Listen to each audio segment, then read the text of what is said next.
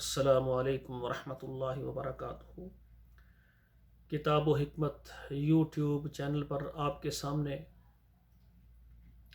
یہ قرآن مجید کا 17واں پارہ ہے اور سورہ الانبیاء ہے، آیت نمبر 41 سے لے کر 45 تک۔ پہلے میں تلاوت سناؤں گا اور اس کے بعد اس کا پھر ترجمہ عرض کروں گا۔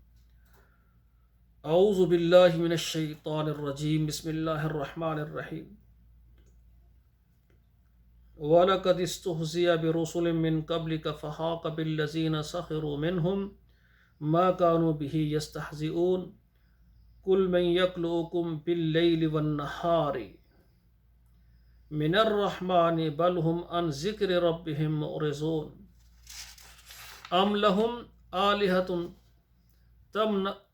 تمنعهم من دوننا لا يستطيعون نصر أنفسهم ولا هم منا يصحبون بل متعنا هؤلاء وآباءهم حتى طال عليهم العمر أفلا يرون أنا نأتي الأرض ننقصها من أطرافها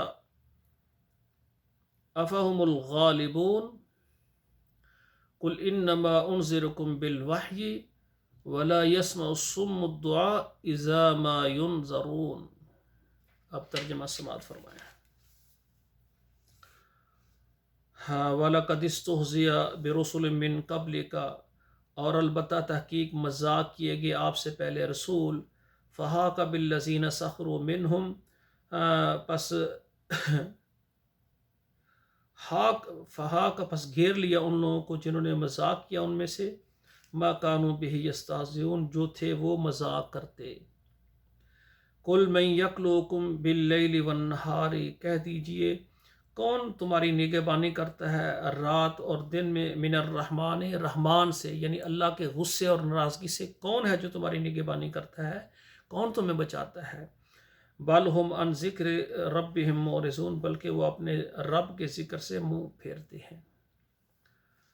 ام لہم آلہۃ تمنعہم من دوننا، کیا ان کے لیے معبود ہیں تمنعہم من دوننا، جو ان کو روکتے ہیں ہمارے سوا؟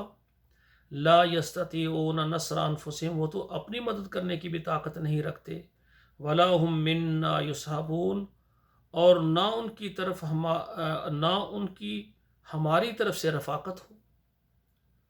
بل متعنا ہؤلاء وآباؤہم حتی طال علیہم العمر، بلکہ ہم نے ان کو فائدہ دیا ہے اور ان کے آباء و اجداد کو ہم نے فائدہ دیا ہے، یہاں تک کہ ہم نے ان کی عمر بڑھا دی، لمبی کر دی۔ افلا یرون، کیا وہ نہیں دیکھتے، انا نأتی الارض ننقصها من اطرافها، کہ ہم زمین کو کم کرتے ہیں اس کے اطراف سے یعنی ارد گرد سے۔ افہم الغالبون، کیا وہ پھر غالب آ جائیں گے؟ قل انما انذرکم بالوحی، کہہ دیجئے میں تم کو ڈراتا ہوں وحی کے ساتھ، یعنی میں حکم کر کے تم کو ڈراتا ہوں۔ ولا يسمع الصم الدعاء، اور نہیں سنتے بہرے الدعاء پکارنے کو، اذا ما ينذرون، جب کوئی ان کو ڈر کی بات سنائے تو پھر اس کو وہ سنتے نہیں ہیں۔ تو یہ 5 آیات میں نے ترجمے کے ساتھ آپ کے سامنے رکھی ہیں۔ آپ خود بھی ترجمہ پڑھیں، بچوں کو بھی پڑھائیں اور اس کو پھر آگے شیئر کریں۔